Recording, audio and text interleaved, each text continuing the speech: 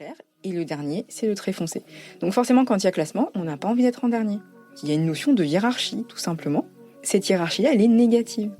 Et le fait d'établir des hiérarchies où le noir, le crépus est toujours en bas, ça donne pas envie d'être noir ou d'avoir les cheveux crépus.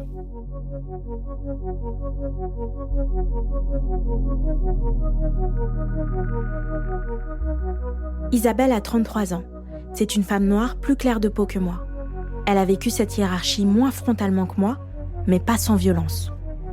Le colorisme a laissé des cicatrices dont elle a accepté de me parler pour enfin mettre des mots sur l'un des plus grands tabous dans les familles noires, le colorisme. C'est Isabelle qui m'a fait réaliser à quel point le colorisme est destructeur. Elle se souvient parfaitement du jour où le colorisme s'est invité dans son enfance.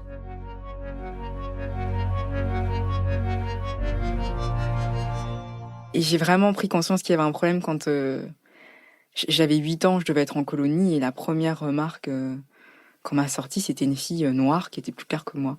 Et elle m'a sorti tout un truc, mais horrible. Toi, de toute façon, tu es une africaine. Elle ne l'était pas. Vous mangez avec les mains, vous êtes des Zoulous, des machins, tout un truc. Et j'étais là, waouh. On avait 8 ans.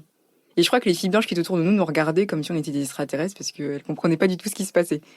Et du coup, en fait, c'est pas le passage le plus violent, c'est le plus incompréhensible. J'ai aussi le souvenir que du côté de mes amis blancs, un noir, peu importe sa couleur, était noir. Ça a évolué entre-temps, mais on était interchangeables. Peu importe la teinte, tous les noirs se ressemblaient, quoi. Donc voilà. Mais chez les noirs, c'était pas pareil. Ils voyaient la différence, non ? Oui, chez les noirs, c'était différent. On porte une attention particulière à la teinte. Et du coup, quand je voyais mes amis blancs me dire c'est pareil, je me dis, vous voyez pas, il y a une différence de teinte. Enfin, tout comme moi, je fais bien la différence entre un blond aux yeux bleus avec un teint très clair, très pâle, et un espagnol à la peau plus mate. En fait, je souris là, intérieurement, parce que ça m'énervait énormément qu'il y ait cette vision d'un ensemble homogène de la part des blancs, tout justement parce que j'avais une vision coloriste. Et je disais, mais tu vois bien que c'est pas la même chose, elle est plus noire que moi, enfin. Donc des noirs qui discriminent d'autres noirs. Ça vous paraît absurde ? À moi aussi au début.